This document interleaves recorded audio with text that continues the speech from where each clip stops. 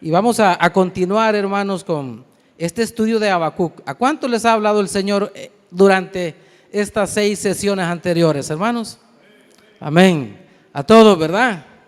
A todos nos ha hablado y no dudo que el Señor va a continuar obrando por medio de este estudio. Y esta noche, hermanos, con la ayuda del Señor, vamos a continuar con la séptima lección, el séptimo estudio de este libro, y es los ayes contra los injustos. Ayes contra los injustos. Déjeme decirle que según los estudiosos, los teólogos, esta palabra estaba dirigida al pueblo de Babilonia, ¿verdad? Eso es lo que todos han coincidido. Pero cuando uno se va y revisa lo que el Señor hace más adelante, y en Jeremías 25, si usted lo puede leer en su casa, se va a dar cuenta que no solo estaba dirigido para ese pueblo, sino para todas las naciones injustas. Comenzando, ¿sabe con quién? Con Jerusalén e Israel. Con ellos comenzó. Porque como el Señor dice que la justicia comienza ¿dónde, hermanos? En la casa, hermanos. Ahí comienza todo, en la casa. Y por último, cuando usted revisa, cuando usted lo lea, porque le aconsejo que lo lea, termina con Babilonia, fíjese. O sea que el Señor va contra los injustos. Ese es el propósito del Señor, es glorificarse y poder, Señor, la justicia es darle a cada quien lo que merece. Nosotros muchas veces hemos dicho que no hemos merecido, hermanos. Nosotros que nos merecíamos antes de llegar al Señor. Todos sabemos, ¿verdad? Merecíamos la muerte. Ese era el pago que merecíamos nosotros. Pero la gracia del Señor nos alcanzó. Habacuc capítulo 2, versículo 5, hermanos. Del 5 al 20, esta lectura es un poquito larga. Se titula, según acá, ayes contra los injustos, dirigida a todos los pueblos que practican la injusticia. Como dice el Señor, al judío primeramente, ¿verdad? Y después al griego, o sea que es aplicable para la injusticia, sea quien sea que la practique, aunque en este momento, en esta porción, estaba dirigida especialmente al pueblo de Babilonia. Es lo que le iba a pasar a ese pueblo. Y también dice el Señor, el que es dado al vino es traicionero, hombre soberbio que no permanecerá. Ensanchó como el Seol su alma y es como la muerte, que no se saciará.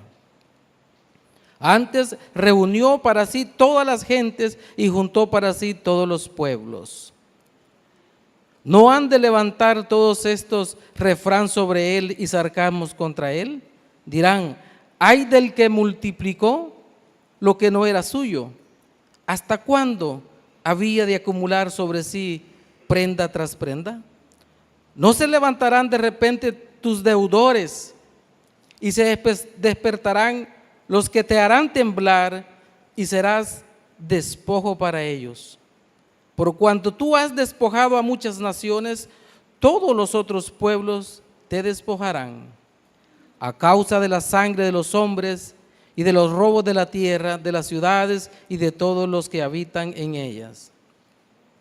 Ay del que codicia injustas ganancia para su casa, para poner en alto su nido, para escaparse del poder del mal. Tomaste consejo vergonzoso para tu casa, asolaste muchos pueblos y has pecado contra tu vida. Porque la piedra clamará desde el muro y la tabla del enmaderado le responderá. Ay del que edifica la ciudad con sangre y del que funda una ciudad con iniquidad. ¿No es esto de Jehová de los ejércitos? Los pueblos, pues, trabajarán para el fuego y las naciones se fatigarán en vano, porque la tierra será llena del conocimiento de la gloria de Jehová, como las aguas cubren el mar. Ay del que da de beber a su prójimo, ay de ti que le acercas tu hiel y le embriagas para mirar su desnudez. Te has llenado de deshonra más que de honra. Bebe tú también y serás descubierto. El cáliz de la mano derecha de Jehová vendrá hasta ti y vómito de afrentas sobre tu gloria. Porque la rapiña del Líbano caerá sobre ti y la destrucción de las fieras te quebrantará a causa de la sangre de los hombres y del robo de la tierra de las ciudades y de todos los que en ellas habitan. ¿De qué sirve la escultura que esculpió el que la hizo? La estatua de fundición que enseña mentira para que haciendo imágenes mudas confíe el hacedor en su obra. Ay del que dice al palo, despiértate, y a la piedra muda, levántate. ¿Podrá él enseñar? He aquí está cubierto de oro y plata y no hay espíritu dentro de él.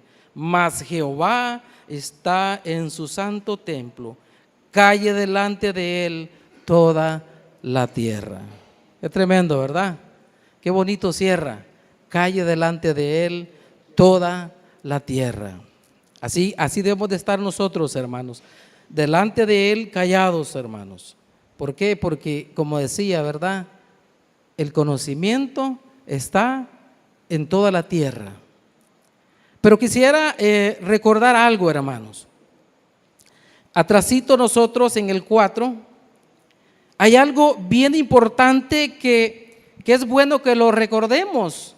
Y lo veíamos el miércoles anterior, que es en el versículo 4 del mismo capítulo que dice: he aquí que aquel cuya alma no es recta, he aquí, dice,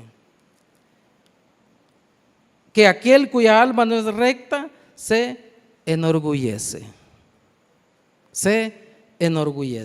mas el justo por su fe vivirá.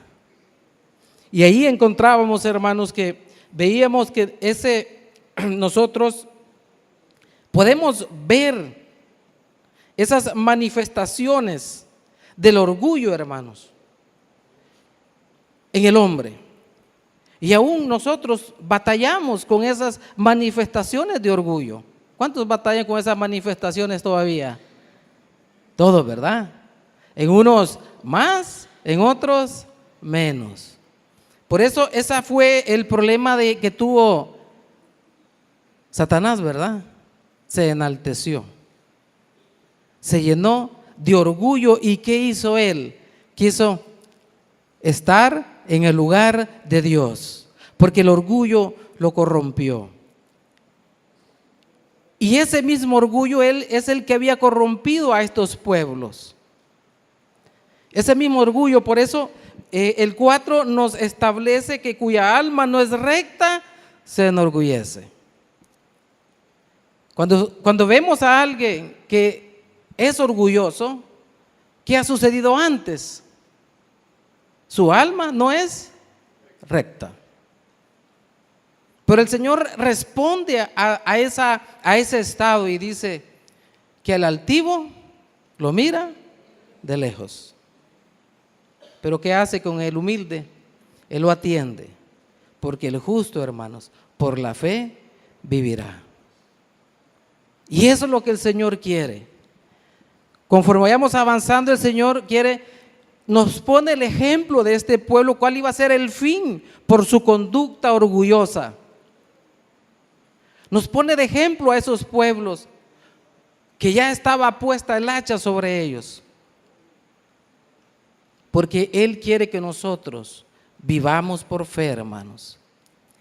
Y esa fe en Romanos, aún en el Nuevo Testamento, el Señor hace referencia, Pablo hace referencia a este versículo, la segunda parte del versículo 2 de Habacuc, del versículo 4 del capítulo 2 de Habacuc, y dice en Romanos 1:17, porque en el Evangelio dice, la justicia de Dios se revela por fe y para fe, como está escrito, el justo por la fe vivirá. Y es que realmente, hermanos, nosotros cuando miramos el interior de nuestra vida, nos damos cuenta que realmente si vamos a vivir por fe, si vamos a vivir en la gloria del Señor para siempre con Él, es porque es por fe va a suceder eso. De otra forma no fuera posible. Porque por obras es imposible. Igual en Gálatas 3:11 dice, y que por la ley ninguno se justifica para con Dios. Es evidente, porque el justo por la fe vivirá. No son las obras, hermanos. Y está hablando de la justicia de Dios. Y vamos a ver que aquí la justicia de Dios, estos 5 ayes, es para condenación. Pero a nosotros nos puede servir para salvación. Y antes de entrar al primer punto, hermanos, quiero establecer que la justicia de Dios puede ser manifestada de 2 formas. Romanos 2, del 5 al 11, se lo voy a leer, hermanos, dice: pero por tu dureza y por tu corazón no arrepentido, hablando de los injustos, atesoras para ti mismo ira para el día de la ira y de la revelación del justo juicio de Dios, el cual pagará a cada uno conforme a sus obras. Vida eterna, y ahí tenemos que estar nosotros. El justo por la fe vivirá. Vida eterna a los que perseverando en bien hacer. O sea que nuestra vida es de perseverancia, hermanos. A pesar de todo, ¿verdad? Pues aquí vemos a nuestro pastor, ¿verdad? A pesar de todo, él aquí está con nosotros. Perseverando en bien hacer, buscan gloria y honra e inmortalidad. Aquí la justicia de Dios nos la presenta para salvación, porque es por fe. Pero dice, ira y enojo a los que son contenciosos y no obedecen a la verdad, o sea, no obedecen a Cristo, sino que obedecen a la injusticia. Estamos hablando de condenación eterna, el justo juicio de Dios. 2 juicios: salvación por fe, el justo por la fe vivirá, y la justicia manifestada para aquellos que no quieren tomar en cuenta al Señor o en cuenta a nuestro Dios. Entonces el justo, hermanos, por la fe vivirá. Y vamos a entrar al primer ay. El primer ay, hermanos, que tiene que es contra los ladrones. Contra los ladrones. Nosotros tenemos claro, ¿verdad?, que es un ladrón, ¿sí? Es más, el Señor estableció uno de los mandamientos, ¿verdad? No robarás. Algunos dicen que ya los 10 mandamientos no valen, ¿verdad? Así dicen, pero no, eso está vigente todavía. Todavía está vigente, no robarás. No robarás. Y podemos ver aquí en esta parte del primer ay, como vemos ahí, dice en el 6, ay del que multiplicó lo que no era suyo. ¿Se le viene a la mente alguien que ha multiplicado lo que no ha sido de él? Bueno, las noticias creo que nos dan evidencia de ello, ¿verdad? ¿Sabe a lo que me refiero, verdad? Ay de ellos. Han multiplicado. El pueblo, estos pueblos, el pueblo de Babilonia había multiplicado muchas cosas. Había robado, ¿qué no había hecho? Y habían acumulado muchas cosas. Y habían acumulado prenda tras prenda. Pero aplicado a nuestra vida, a nuestro contexto, ¿cómo lo podemos ver? Aplicado a la vida del hombre actual. Hay mucha gente que anda prestando, ¿verdad?, por todos lados. ¿Se ha fijado? ¿Alguien ha visto, verdad? Esa gente que prestan y prestan, y lo ocupan quizás para viajar, para comprarse cosas y todo, pero que al final, ¿qué hacen? No pagan. Ay de ellos, dice. Ay de ellos, porque acumulan. Piden prestado, no pagan. Quizás usan hasta sus tarjetas de crédito, ¿verdad? Y no pagan ni siquiera el mínimo, y de ahí anda persiguiéndolos. Porque esa es la conducta que el Señor no quiere, porque al final, en la segunda parte, hermanos, hay una advertencia contra ellos que el Señor hace. Lo primero es, ¿en qué consiste la maldad de los ladrones? Es obvio, pues, en acumular cosas que no son de ellos. Y por ahí hacían unos números de justicia del hombre, como le llaman memes, ¿verdad? Y hacía comparación del que robaba una gallina que valía $15 contra aquel que robaba $200 millones, pongamos, va, por ponerle un número. Y si aquel iba a pagar 5 años, decían, por los 200 millones, iba a estar 5 años en la cárcel, y hacían lo equitativo, ¿verdad? No, hombre, si el que había robado la gallina, segundos tenía que pasar en la cárcel nada más. ¿Por qué? Porque aún ahí no hay justicia. Y podemos evadir nosotros la justicia del hombre con artimañas, pero del Señor, hermanos, de la justicia del Señor no nos vamos a salvar. Pero ¿qué advierte el Señor? ¿Qué les dice? Por cuanto tú has despojado a muchas naciones, todos los otros pueblos te despojarán. Lo que él había hecho, iba a ser la justa retribución que iba a recibir. Como el Señor había establecido en ese tiempo, ¿verdad? Ojo por ojo. Eso era antes. Entonces ellos despojaban, iban a ser despojados. ¿Por qué, hermanos? Porque delante del Señor no es justo hacer eso. Eran pueblos que no les importaba, y lo vemos hoy en los líderes a nivel mundial, ¿verdad? Como ellos, los líderes políticos a nivel mundial, en la mayoría de los países, está enquistado esa parte de la corrupción en las instituciones, y ellos practican esto. Y el Señor dice, los voy a despojar. Tarde o temprano el Señor nos va a despojar si mantenemos una conducta de eso, hermanos. A causa de la sangre de los hombres y los robos de la tierra, de las ciudades y de todos los que habitan en ella. Porque estos pueblos, hermanos, cuando invadían a otra ciudad, estos pueblos arrasaban con todo. Mataban a los hombres, se llevaban a los niños, mataban o violaban a las mujeres. Eran pueblos, ¿cómo le podemos llamar? ¿Cómo? Salvajes, así eran. Y el Señor estaba viendo eso.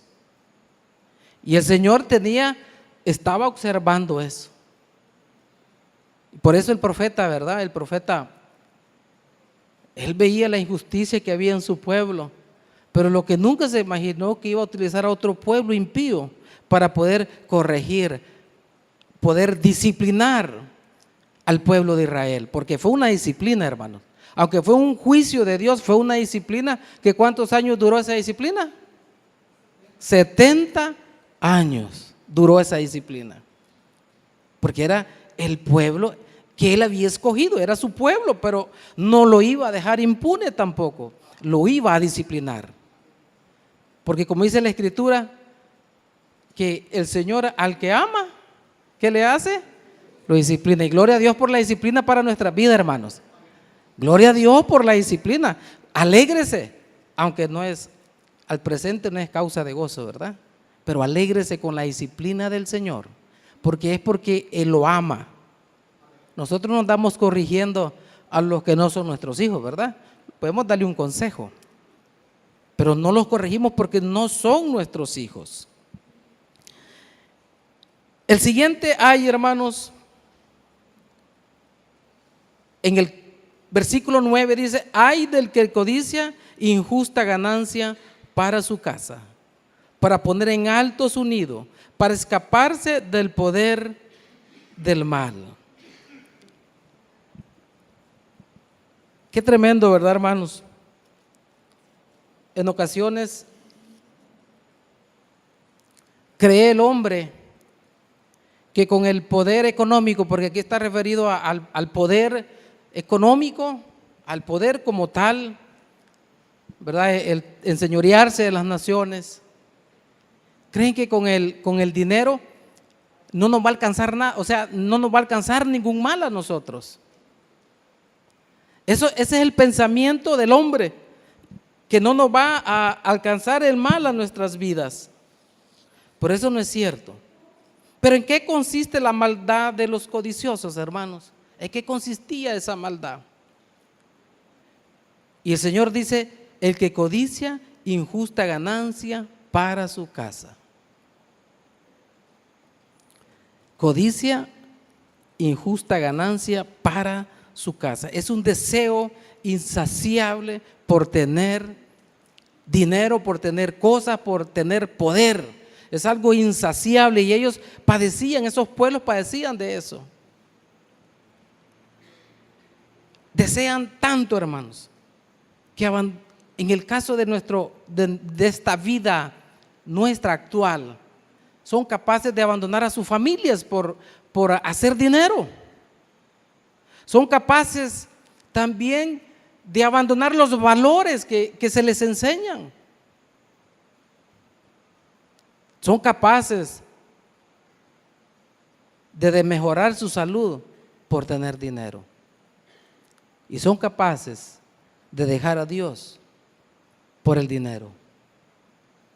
Pero Dios no quiere eso, hermanos. Porque el justo por la fe vivirá. El Señor eso quiere para nosotros. Nosotros quiere que confiemos en Él. Él quiere que si Él nos va a bendecir económicamente a nuestras vidas, que sea de la manera justa. Porque Él puede bendecirnos económicamente si es su voluntad. Él puede hacerlo. Y lo hemos visto, Él puede. Si Él quiere, lo hace. Pero justamente.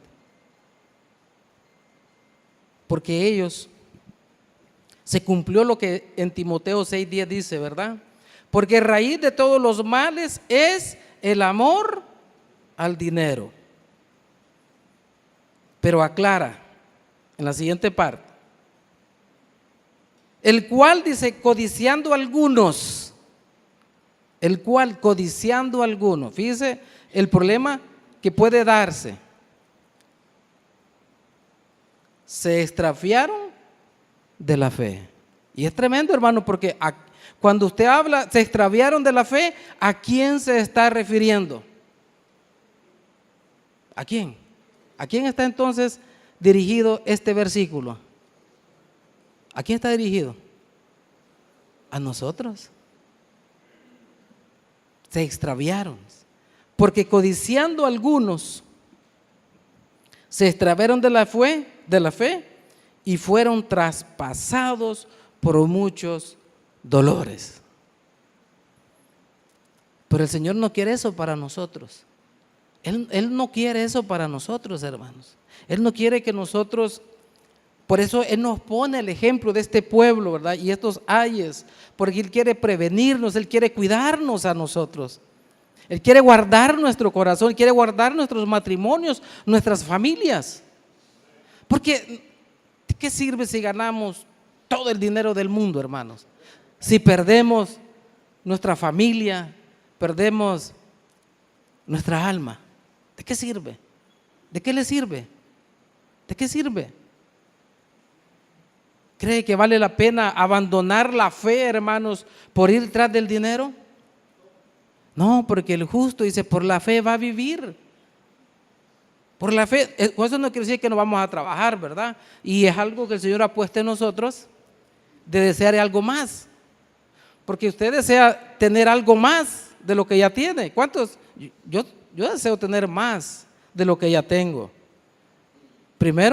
Lo primero que usted debe desear tener más es parecerse más al Señor Jesucristo.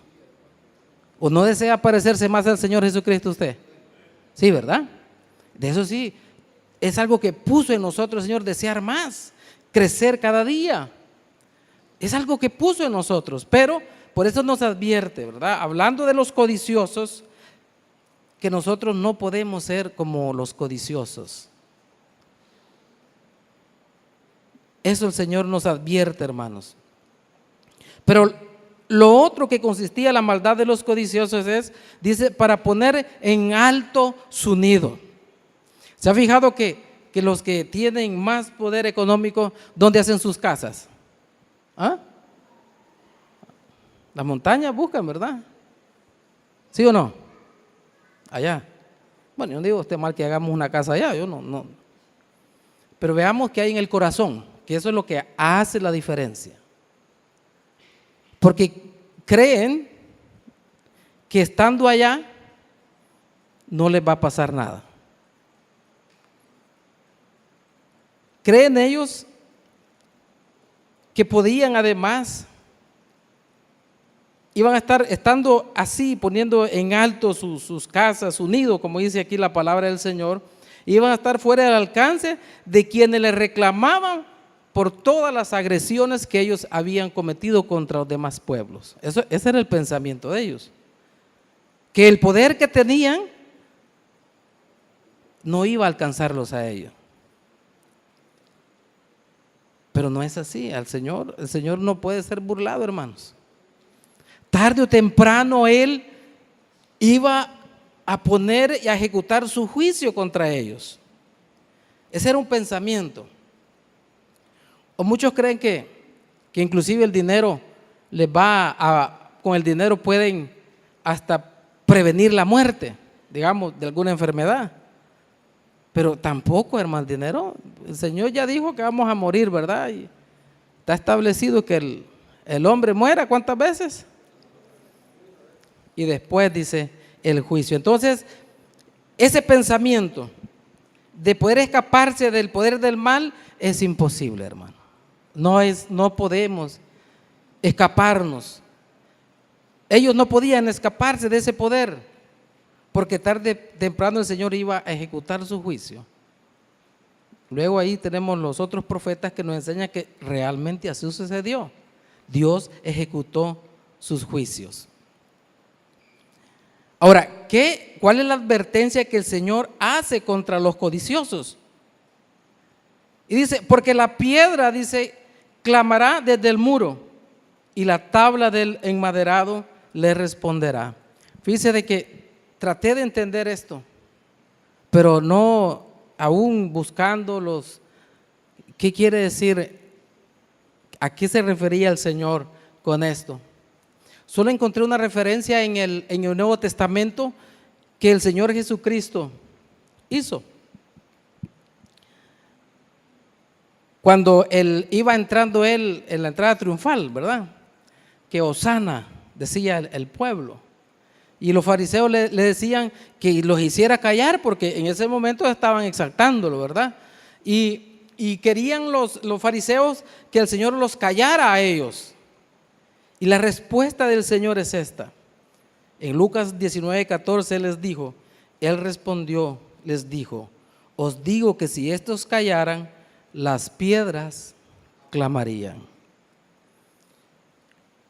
Que aunque el pueblo en ese momento no podía hacer nada por el poderío que tenían de opresión sobre los otros pueblos, alguien tenía que clamar por el dolor, hermanos. Alguien tenía que clamar, y precisamente quien estaba clamando en ese momento era Habacuc. Estaba clamando justicia al Señor. Que aunque todo el mundo calle, alguien le va a clamar al Señor siempre, hermanos. Alguien va a clamar. Y si no hay nadie, dice, pues la piedra va a clamar. Pero alguien tiene que manifestar, tiene que clamar la justicia del Señor. Y acuérdense que ellos estaban edificando sus casas. Por eso Él dice, las piedras que ustedes han puesto en ese muro, decía, y esas tablas, ellas van a hablar. Pero mi justicia se va a manifestar porque yo siempre la voy a escuchar. Es la única referencia que pude encontrar en cuanto que las piedras iban a clamar, hermanos. El Señor va a hacer justicia siempre, como quiera. El tercer ay, hermanos, es contra los violentos. No solo el Señor ya venía hablando de los ladrones, de los codiciosos, porque eso le molesta al Señor. Ese pueblo, esas eran las características, pero aún hay otro ay más, y era contra los violentos. ¿Pero en qué consistía la maldad de los violentos, hermanos? ¿Qué dice el Señor? Ay, dice, del que edifica la ciudad con sangre y del que funda una ciudad con iniquidad. ¿No es esto de Jehová de los ejércitos? Los pueblos pues trabajarán para el fuego y las naciones se fatigarán en vano. Porque la tierra será llena del conocimiento de la gloria de Jehová, como las aguas cubren el mar. Tercer ay. ¿Qué habían hecho? Dice que ellos habían edificado la ciudad con sangre. La Escritura nos enseña que cuando ellos invadían, ellos mataban al pueblo, a los pueblos, arrasaban con ellos. Eso es lo que hacían ellos. Y el Señor dice, pero además de edificar con sangre, fundaste una ciudad con iniquidad. Hay dos cosas, ¿verdad? Cuando uno está construyendo hay dos cosas que se hacen.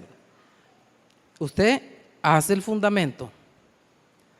Y en el fundamento usted tiene que hacer una buena fundación para que lo que usted edifica no caiga.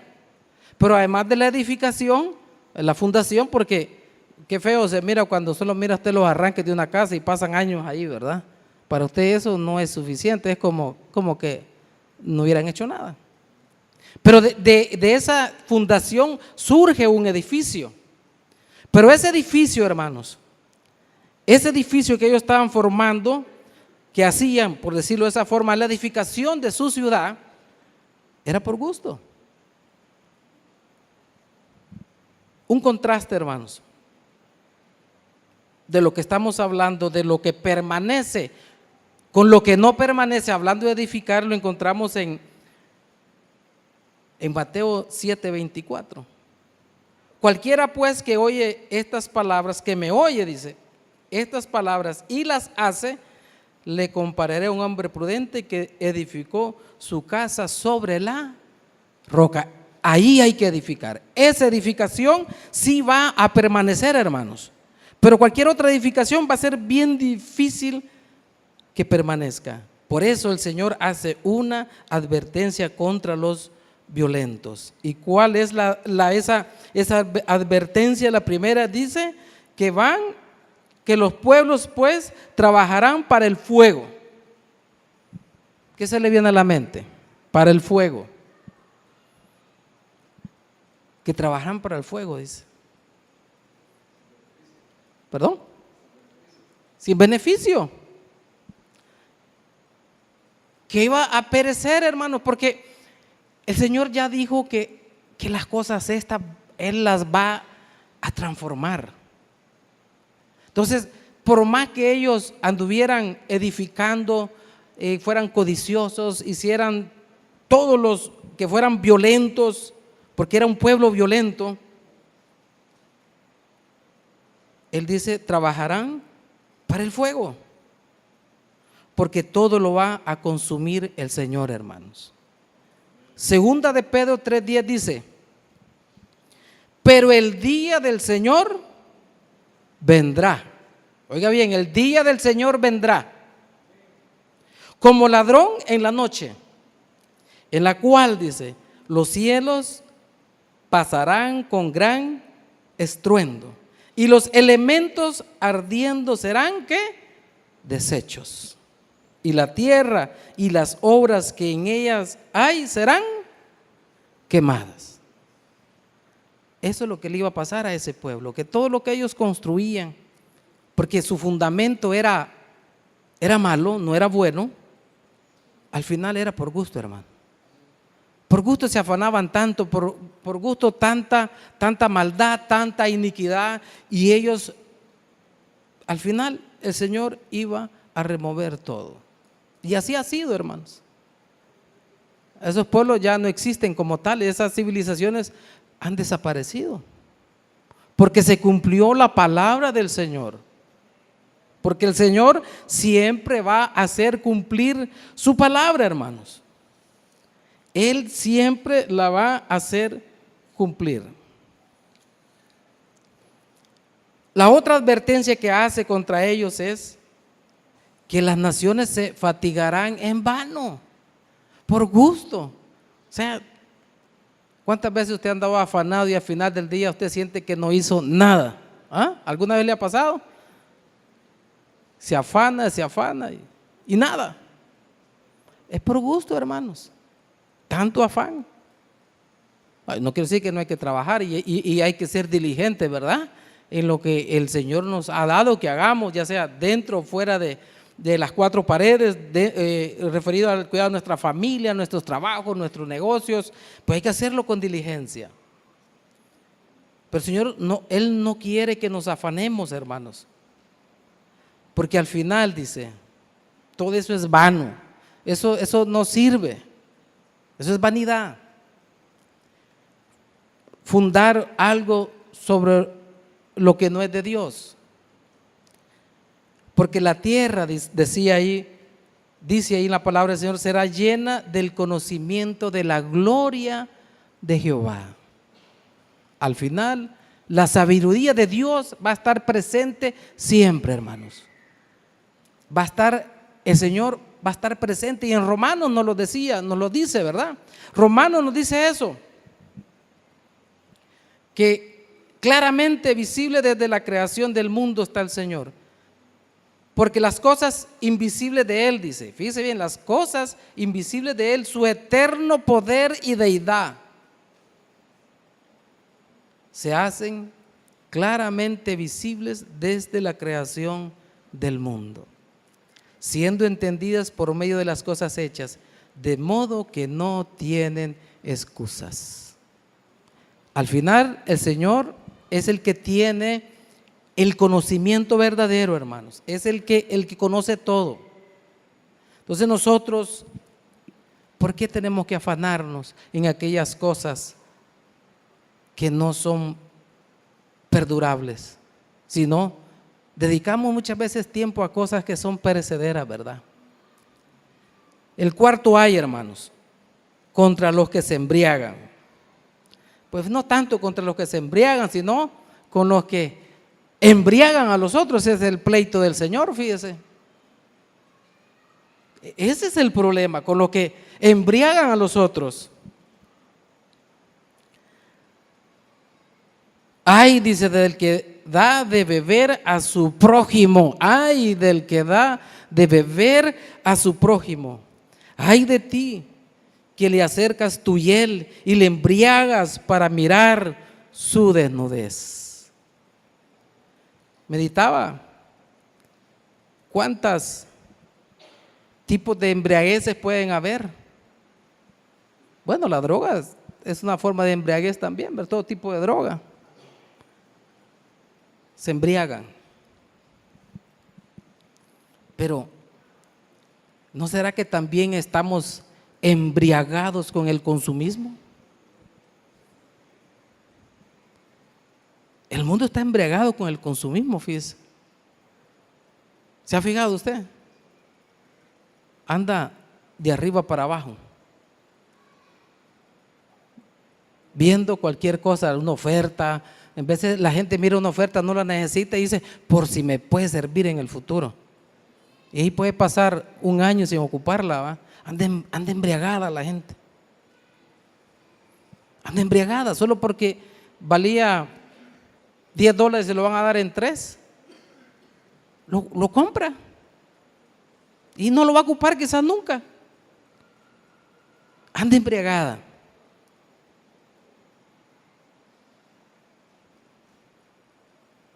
Las empresas han entendido esto. Entienden ese problema del ser humano, que él siempre desea más y más. Y toda su publicidad, todos sus anuncios, todas sus ofertas están orientadas para tocar esa parte del ser humano. Le venden a usted, por decirle algo, un producto que quizás si se lo venden a $5 es el precio justo, pero se lo pueden ofrecer a $20, $15. Y lo compramos, porque ahí me apunto yo, ¿verdad? Lo compramos. Pero de repente, usted mira que ese producto tiene menos del 50%. Ese quizá era el precio que debieron habérselo vendido desde el principio. Pero estamos embriagados. A nuestros jóvenes los han embriagado también, no necesariamente con alcohol y drogas. Pero nuestros jóvenes están embriagados. ¿De qué creen que están embriagados nuestros jóvenes hoy en día? ¿Ah? De la tecnología. Están embriagados.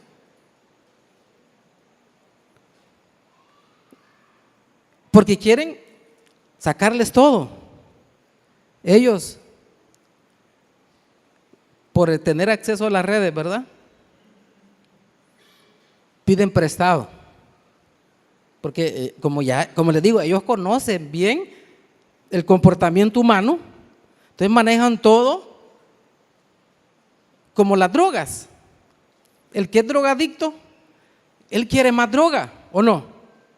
Y el que es drogadicto va a ir a comprar más. El que es borracho, él va a ir a comprar más porque ya tiene la adicción. Y en las redes sociales, los jóvenes, como ya tienen la adicción, el hábito, no sé cómo le podemos llamar, pide prestado saldo. Y de repente cuando le mete, porque tal vez le dan para que, mira, te voy a dar, ponerle un saldo de $1 porque te voy a llamar. Y cuando le mete el $1 de saldo, bueno, es 1.5 creo yo, ¿verdad? ¿Qué pasa? ¿Qué hace el sistema? Le cobra lo que debe. Y luego no tiene para llamar. Se le acabó el saldo. Pero si te lo acabo de dar, le dicen los papás, es que debía. Están embriagados. Ellos tienen una necesidad de tener una conexión, la cual no es mala, hermano, no es mala. Así nos hizo el Señor para tener conexiones. Pero están embriagados. Es un gran problema. Y la desnudez, hermano, es porque les acaban todo, pues. Quieren ellos tener el teléfono, ¿verdad? De que va a la, ¿cómo se llama? A la vanguardia. Eso quieren ellos. Y hacen todo por conseguirlo, hermano. Y prestan, venden esto, venden lo otro. Los desnudan, pues. Porque es la embriaguez. Estamos embriagados. Y las empresas saben eso. Y por eso lanzan todo. Porque les han hecho creer la idea, hermano, falsa idea de que el teléfono nos da presentación. ¿Cuántos creen que así es? ¿Va que no? No es eso, ¿verdad? Es falso. Pero como las empresas son inteligentes también, ¿verdad? Hacen todos los sistemas para que la memoria de su teléfono de hoy ya no le sirva mañana. Y que ya las aplicaciones que va a tener en su teléfono no son suficientes y ahora te ve obligado, pues. Tiene que estar conectado, ¿va? Te ve obligado a comprar un teléfono de mayor gama, más actualizado. Y así nos van desnudando, hermano. Y así nos van sacando todo. Hay de ellos, dice. Porque ellos, ¿cuánto valen esas empresas hoy en día, hermano?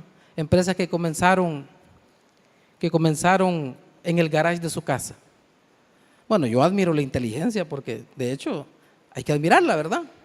Pero ¿cuánto valen? ¿Cuántos millones valen esas empresas hoy? Miles de millones.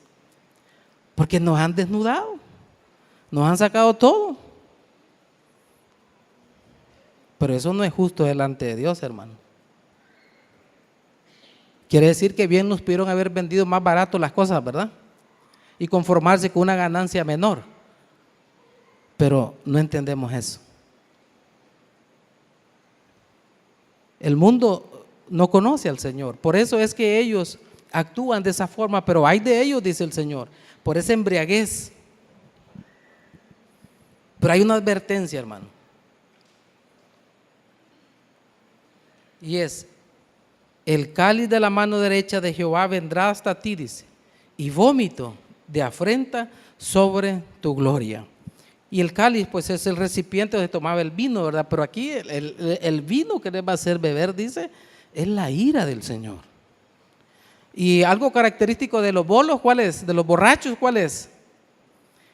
Que vomitan, ¿verdad? Cuando se pasan, vomitan. Pues ese vómito te va a caer a ti, les decía ese pueblo. Ese era el juicio de Dios. Es la justicia de Dios, hermanos, contra el mundo.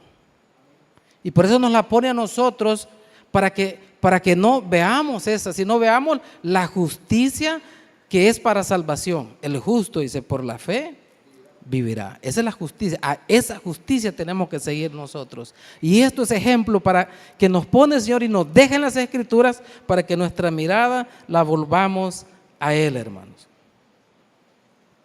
El último hay contra los adoradores de ídolos. ¿Y en qué consistía esa maldad? En el 18, hermanos. ¿De qué sirve la escultura que esculpió el que la hizo? La estatua de fundición que enseña mentira para que haciendo imágenes mudas confíe el hacedor en su obra. Ay, dice el Señor, ay del que dice al palo, despiértate, y a la piedra muda, levántate. ¿Podrá él enseñar? He aquí, está cubierta de oro y de plata y no hay espíritu dentro de él. Mas Jehová está en su santo templo, calle delante de él toda la tierra. El problema, hermanos, la conducta de los idólatras es que confían en las imágenes mudas. Ese es el problema de la idolatría. Pero nosotros se nos viene a la mente algún ídolo, ¿verdad? Cualquier ídolo. Pero precisamente, hermanos, el Señor nos ha levantado a nosotros porque el mundo está adorando a lo que no es Dios. Pero por eso el Señor, nosotros tenemos una declaración de propósito allá, mire, ve, que nos hace apuntar la mirada a todas las familias de la tierra. Porque el mundo está, como el Señor está hablando aquí, ellos confían en otra cosa que no es el Señor. Mas nosotros confiamos en el Dios verdadero, hermanos. Ahí está nuestra mirada, en el Dios verdadero. Porque el Señor estableció que solo hay un Dios, ¿verdad? ¿Cuántos creen eso? ¿Cuántos creen que solo hay un Dios nada más? Uno. No hay más. 1 Corintios 8:4 dice: acerca pues de las viandas que se sacrifican a los ídolos. Sabemos que un ídolo nada es en el mundo y que no hay más que un Dios, hermano. No hay más dioses. No podemos nosotros, porque nosotros, aunque critiquemos a aquellos que adoran tal vez a un ratón, una culebra, una mosca, una vaca, un elefante, cualquier imagen, muchas veces tenemos ídolos nosotros, ¿verdad? Y muchos ídolos quizás.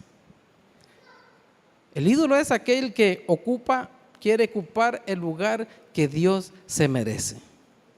Y una de las cosas que Dios quiere de nosotros es que tengamos fe en Él, hermanos.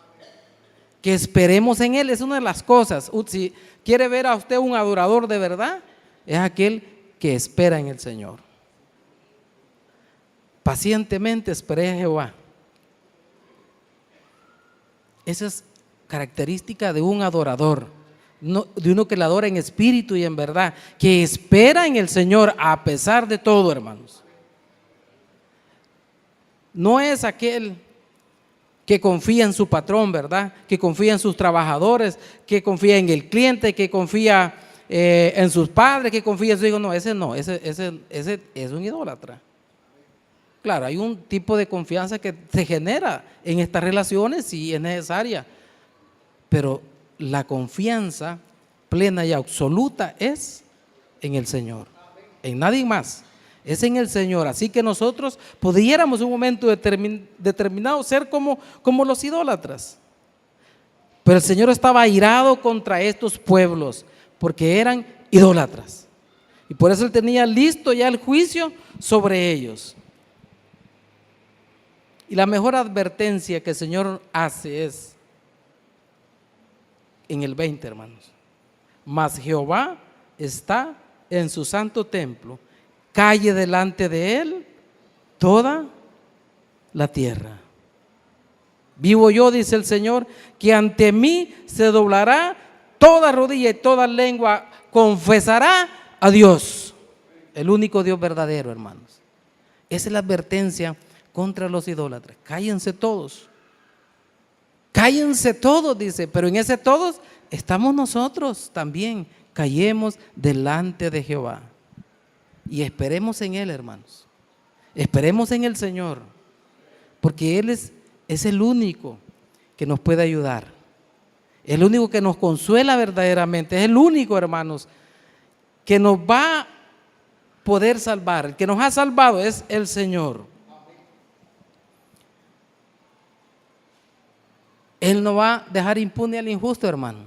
Aún nosotros éramos injustos. Y su injusticia tuvo un precio. Alguien pagó su injusticia y mi injusticia. Y ese fue Cristo. Porque imposible es que el pecado no vaya a ser condenado, hermano. El pecado va a ser condenado siempre. Y el caso de los creyentes, el pecado fue condenado en Cristo Jesús. Ahí. Porque el pecado no va a quedar impune. En el creyente, Cristo pagó el precio del pecado, que era la muerte. Para concluir, hermanos, 1 Corintios 6:9. ¿No sabéis que los injustos no heredarán el reino de Dios? No es rey, dice, ni los fornicarios, ni los idólatras, ni los adúlteros, ni los afeminados, ni los que se echan con varones, ni los ladrones. Venimos de allá, ¿verdad? Que el Señor venía hablando contra ellos. Ni los avaros, venía hablando de los ayes contra ellos. Ni los borrachos, el Señor venía hablando contra ellos. Ni los maldicientes, ni los estafadores heredarán el reino de Dios. Y estos erais algunos, mas ya habéis sido lavados, ya habéis sido santificados, ya habéis sido justificados en el nombre del Señor Jesús y por el Espíritu de nuestro Dios. Esos somos nosotros. ¿No les da esperanza eso, hermanos? ¿No les da esperanza saber de que usted ha sido santificado por el Señor? ¿Ah? Dele un aplauso al Señor, hermanos, si usted realmente cree de que usted fue santificado en Él. Eso éramos, dice el Señor, borrachos. Algunos, dice, afeminados, dice. Algunos eran homosexuales. Eso, ¿qué quiere decir, hermano? Que allí en esa iglesia de Corintios habían homosexuales, afeminados, que habían sido convertidos al Señor. Habían borrachos. Bueno, yo era borracho. Mi esposa sabe, borracho el que tomaba, ¿verdad? Yo era uno de ellos, hermano. Y aquí quizás hay otros más que eran borrachos, ¿verdad? Amén, dice el hermano, porque era un borracho. Eso éramos nosotros. Eso éramos. Pero el Señor nos acercó a su trono por medio de Jesucristo. Por eso, hermano, vale la pena hacer lo que en Apocalipsis 22:11 el Señor nos pide. Referente la segunda parte dice, y el que es justo, practique la justicia todavía. Y el que es santo, santifíquese todavía. Esa debe ser nuestra vida en el Señor, hermanos. Practicar la justicia día con día. ¿Y cuál puede ser la justicia del Señor?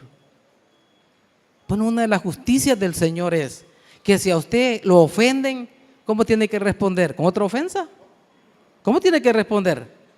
Esa es la justicia de Dios que tenemos que practicar. Bueno, aquí dijeron que iban a poner los recipientes para poder darle al más necesitado. Esa es justicia, hermano. Darle al que... A mí me gusta cuando el Señor dice que la abundancia de muchos supla la necesidad de otros. Para eso, hermano. Por eso dice que trabajemos, dice que trabajemos lo que hurtábamos, dice, trabajen para que tengan para poder compartir con el que tiene necesidad. Esa es la justicia de Dios. Esa es la justicia de Dios. Porque Él abundaba en amor, abundaba en gracia, y Él compartió ese amor y la gracia con cada uno de nosotros. Eso es lo que tenemos que compartirnos. Esa es la justicia de Dios, hermanos. Que el Señor quiere que practiquemos la justicia todavía y que nos sigamos santificando, porque Él nos ha dado de su Espíritu, del Espíritu de Dios. ¿Cuántos tienen el Espíritu de Dios? Eso es lo que el Señor quiere. La injusticia no va a quedar impune, hermanos. Y por eso el Señor nos advierte. Por eso dice, esos eran ustedes. No sigan. Practiquen la justicia. Practiquen el amor. Practiquen la hospitalidad. Practiquen el perdón, hermanos. Porque una de las cosas que tenemos que practicar es el perdón entre nosotros. Aún el perdón con el mundo tenemos que practicarlo. Porque aunque el mundo no esté convertido, yo les aseguro que ese que hoy no tiene al Señor, si mañana se arrepiente, ¿qué cree que va a hacer el Señor? Lo va a perdonar. Por eso usted y yo tenemos que perdonar las ofensas, hermano. Esa es la justicia del Señor. Y eso es lo que el Señor quiere que usted y yo practiquemos día con día. Vamos a orar, hermanos, para pedirle al Señor que nos ayude, ¿verdad? Que nos ayude a practicar la justicia todavía, hermanos, hasta que podamos coronar la carrera que nos ha dado, hasta que un día muramos, hasta que Él venga, si en caso, cuando Él venga, todavía estamos vivos. Acerquémonos a Dios, como dice la Escritura, y Él se va a acercar a nosotros. Gracias, Padre, te damos